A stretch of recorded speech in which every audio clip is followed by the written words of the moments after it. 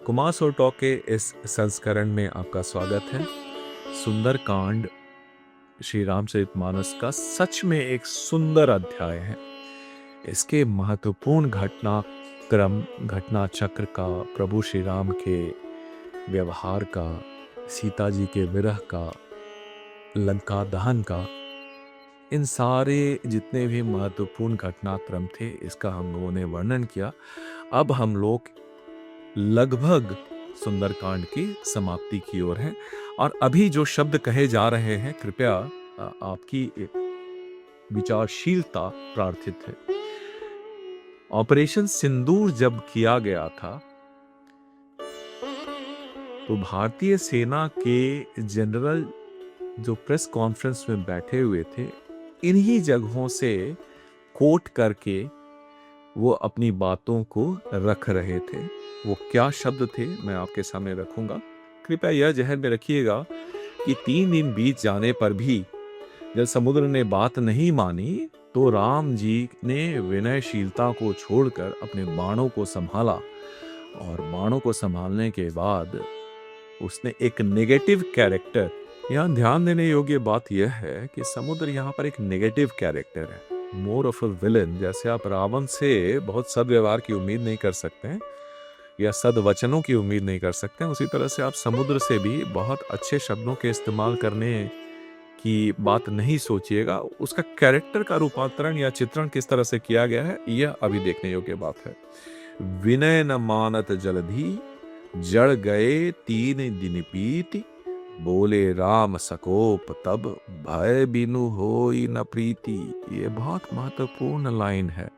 इसी लाइन की चर्चा मैं कर रहा था, इसी पंक्ति की चर्चा मैं कर रहा था ऑपरेशन सिंदूर में प्रेस कॉन्फ्रेंस के द्वारा। यही लाइन बोला गया था, बोले राम सकोप तब, भय बिनु होत न प्रीति।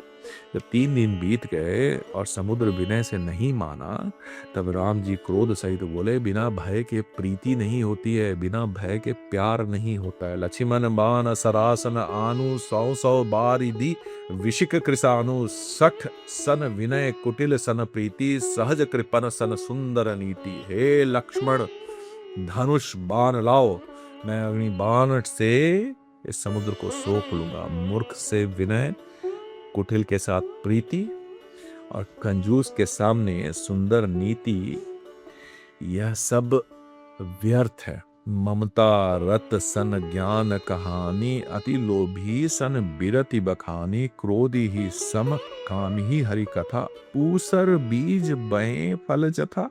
ममता में फंसे हुए मनुष्य के सामने ज्ञान की कथा सुनाइएगा, लोभी से वैराग्य का वर्णन कीजिएगा, क्रोधी से शांति के बात कीजिएगा और कामी को भगवान की कथा सुनाइएगा। ये उसी तरह से व्यर्थ होता है जैसे ऊसर जमीन में बीज बोकर आप किसी फल रूपी विराट पेड़ के उगने की कल्पना कर रहे हैं। अब राम जी के मन में समुद्र के बारे में क्या विचार थे, जैसा तुलसीदास ने यहाँ पर वर्णन किया है, इसका एक स्वरूप इन 3 लाइन से बड़ा स्पष्टतर प्रकट होता है।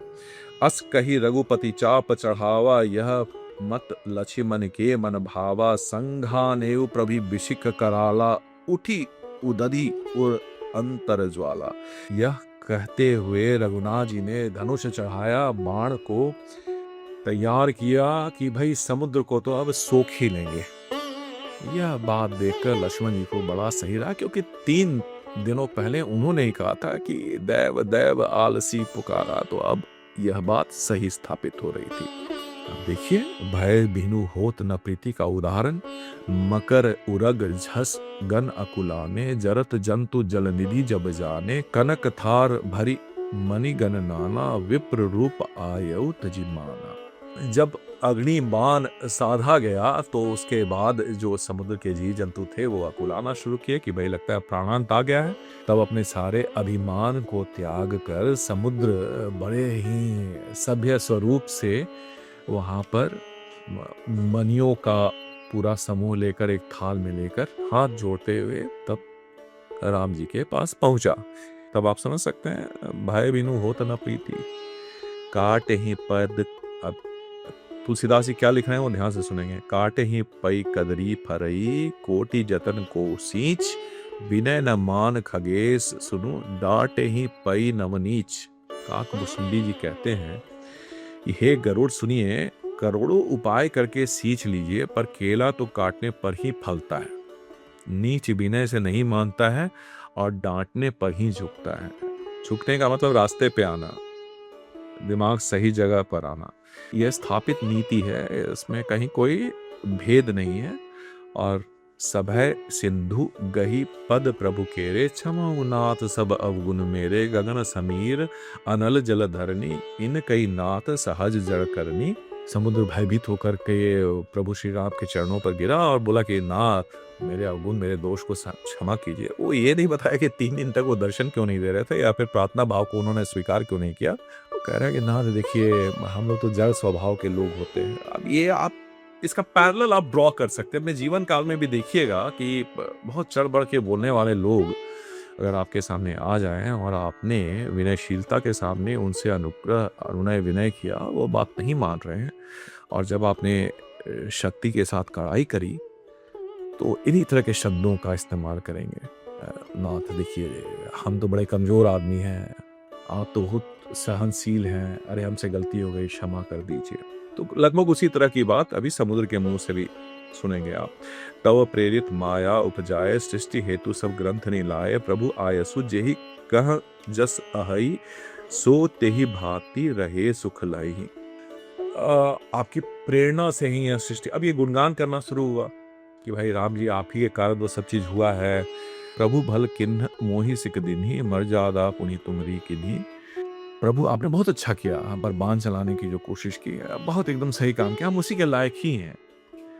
अब इसके बाद की जो लाइन आ रहे हैं वो थोड़े कंट्रोवर्शियल हैं। कंट्रोवर्शियल मैं इसलिए कह रहा हूँ, ये मेरे कंट्रोवर्सी नहीं जनित की गई है, लेकिन इस पर तरह तरह के लोगों के विचार आते हैं, कुछ कम जानकारी के कारण भी और कुछ विचारों में ओपननेस की कमी के कारण भी।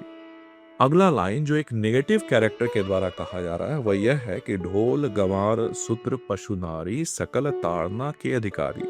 अब ताड़ने का मतलब मैंने पहले भी कहा था कि अगर आप भाषाई संरचना रामचरितमानस का देखेंगे तो इस पर बहुत विवाद है। ये अवधी है, भोजपुरी है, बुंदेलखंडी है। चूंकि बुंदेल क्षेत्र से तुलसीदास जी आते थे, इसीलिए वहां पर ताड़ने का मतलब देखना कहा जाता है। तो यह एक नेगेटिव कैरेक्टर रह रहा है, यह दिमाग में बैठा करके रखिएगा। अब फर्ज कीजिए आपने शोले फिल्म देखा होगा, वहां पर गब्बर सिंह ईश्वर की वाणी नहीं बोल रहा होता है, या अगर आप किसी और भी साहित्यिक रचना को देखें और कोई नेगेटिव कैरेक्टर अगर कुछ बोल रहा होता है, इसका मतलब यह कतई नहीं होता है कि लेखक उसको इंडोर्स कर रहे हैं। मैं गोस्वामी तुलसीदास को डिफेंड नहीं कर रहा हूं, लेकिन एक खुले मानसिकता के साथ हमें इन पहलुओं को देखने और समझने की भी आवश्यकता है। अगर इसका और विश्लेषण करें, ढोर गंवार के बारे में तो किसी को कोई डाउट नहीं है। शूद्र पशु नाड़ी, शूद्र जिसे आप कहते हैं वो हमारे भाई होते हैं, और रामायण में भी अगर आप देखेंगे तो सबरी भी तथाकथित, मैं तथाकथित इसलिए बोल रहा हूँ क्योंकि जाति प्रथा में मेरा कतई यकीन नहीं है, तो शबरी उसी विशेष जाति शूद्र से आती थी और जिनके बेर को श्री राम ने बड़े प्रेम से खाया। केवट उसी समाज से थे। वाल्मीकि जी के बारे में कहा जाता है कि वाल्मीकि जी भी शुद्ध समाज से ही आते थे। इस पर एक डिबेट है। इनफैक्ट कर्नाटक सरकार ने 13 मेंबर की कमीशन भी बनाई थी, और कुछ लोगों का कहना है कि वो ब्राह्मण कुल से थे, कुछ लोगों का कहना है कि वो वाल्मीकि समाज से थे। क्या सच्चाई है मैं उसमें उसकी विवेचना नहीं कर रहा हूँ, बस सिर्फ इतना कहना चाह रहा हूँ कि अगर काल विशेष में, पारिस्थितिकी विशेष में अगर गोस्वामी जी ने यह लिखा भी, तो वर्तमान समसामयिक कालखंड में यह निश्चित रूप से, अगर ये उनकी सोच रही होगी तो यह निश्चित रूप से स्वीकार्य नहीं है। पशु नारी, पशु जो आप बानर और जल समूह को आप देख रहे हैं वो नर की श्रेणी में तो नहीं आते हैं। अब समुद्र क्या बोल रहे हैं यह आप समझ लें। नारी, सीता जी भी नारी थी जिसके लिए सारा युद्ध हो रहा था, और तुलसीदास जी तो नारी का कष्ट बहुत अच्छे से समझते होंगे। कथा है कि वो इतने प्रेमासक्त थे कि अपनी पत्नी के पास एक उफलती हुई बाढ़ वाली नदी को एक शव को पकड़कर पार किया। पार करने के बाद एक सांप लटका हुआ था, उसको पकड़ कर करके अपने पत्नी के कमरे में गए और पत्नी ने तब बड़ा डांटा कि इस हाड़ मांस के शरीर से इतना आकर्षण, अगर ऐसा होता तो तुम राम जी के चरणों में जाते।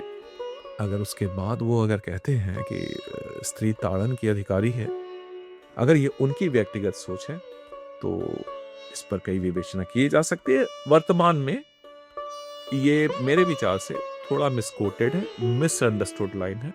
बहरहाल एक नेगेटिव कैरेक्टर के द्वारा कहा गया यह एक लाइन है जिस पर तरह तरह की कंट्रोवर्सी होती है।